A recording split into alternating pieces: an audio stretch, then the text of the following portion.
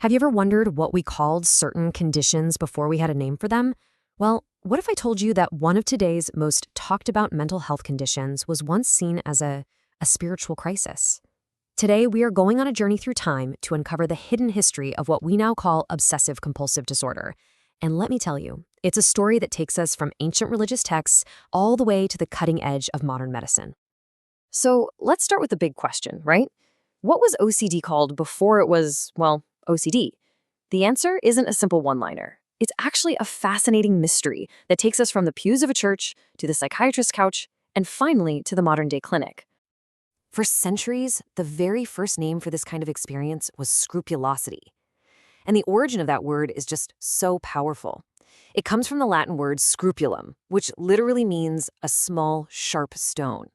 I mean, just imagine that feeling, a tiny, sharp rock in your shoe that you just can't get rid of. That's how they described this torment, like a constant stabbing pain on your conscience. So for hundreds and hundreds of years, if you were struggling with these kinds of intrusive thoughts and urges, you weren't going to a doctor. Nope, you'd be talking to a priest. Theologians and bishops were really the ones on the front lines, trying to understand and counsel people who were tormented by what they called scruples. And what's amazing is how detailed the historical record is on this. You can actually see the thinking evolve over time. It starts in the 14th century with warnings against being too scrupulous. But then you see this huge leap in the 15th century, the idea that maybe this isn't just a spiritual failing, maybe there's a physical cause. And even major religious figures like St. Ignatius of Loyola wrote about their own intense struggles with these obsessive doubts. And get this, some of the advice from way back then sounds shockingly modern. In the 15th century, a guy named Antonius of Florence told people to treat their obsessive thoughts like barking dogs.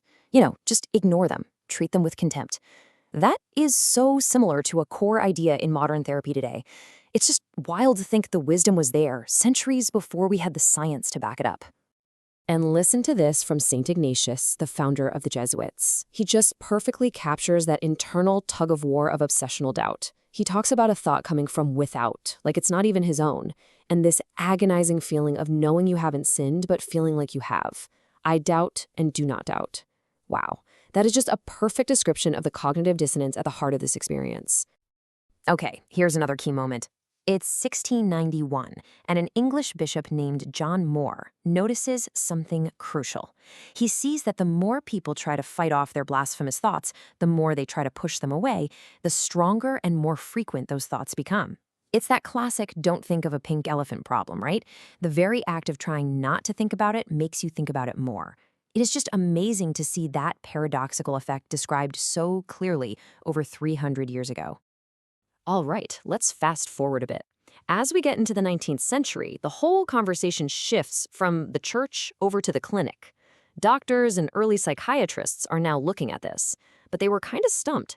They could see the symptoms plain as day, but they could not agree on the cause.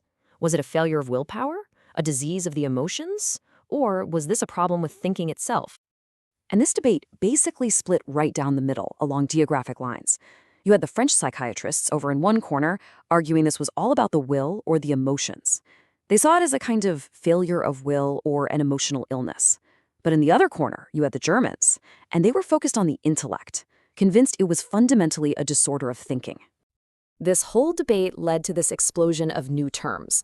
The French came up with words like monomania and délire émotif. You can hear the focus on emotion right in the names. But the Germans, they were honing in on the cognitive side with terms like Grübelsucht, which basically means ruminating sickness. And then came the term that would change absolutely everything, Zwangsvorstellung.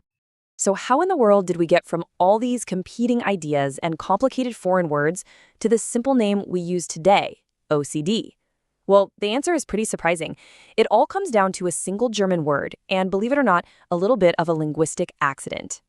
And here's that word, Zwangsvorstellung. I know, it's a mouthful, but it is such a brilliant piece of terminology. Let's break it down. Zwang means compulsion or being forced, and Vorstellung means an idea or a presentation in your mind. So a compelled idea. It perfectly captures both parts of the experience, the intrusive thought and the powerful urge to act on it, all in one word. This was the direct ancestor of our modern term. So how did we get from that word to OCD? Oh, it's such a great story. Sigmund Freud started using the term, right? But when his work got translated into English, something really funny happened. In the UK, translators took that Zwang part and called it obsession. But in the US, they translated the exact same word as compulsion. So for decades, you literally had two different names for the same thing, depending on which side of the Atlantic you were on. The solution? It was pretty simple, really. They just decided to stick them together. And that, right there, is how we got obsessive-compulsive disorder. It was basically a compromise. So, the condition finally had its name, but the debate over what actually caused it, that was about to be completely dominated by one of the biggest names in the history of psychology, Sigmund Freud. For Freud, everything came back to the unconscious mind. He didn't see OCD as a biological problem or a brain disorder. No, he saw the symptoms, the obsessions, the compulsions, as defense mechanisms. He believed they were your brain's clumsy way of dealing with deeply repressed thoughts and urges, usually aggressive or sexual ones from childhood.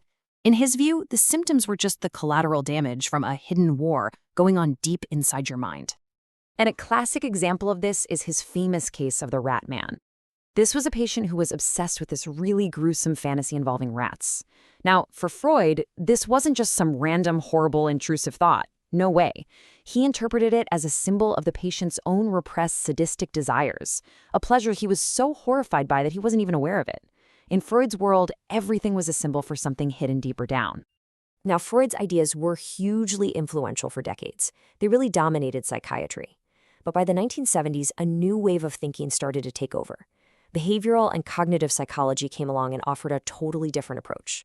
It was less about digging into the past to interpret symbols and much more about changing present-day thoughts and behaviors.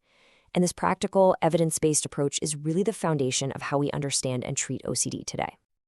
So when you look back, we've come on this incredible journey. From a sharp stone on the conscience, through huge debates about willpower versus intellect, through the world of the unconscious mind, and all the way to the cognitive science of today. It has been such a long and winding road to try and understand this really profound part of the human experience. And, it really makes you wonder, what's the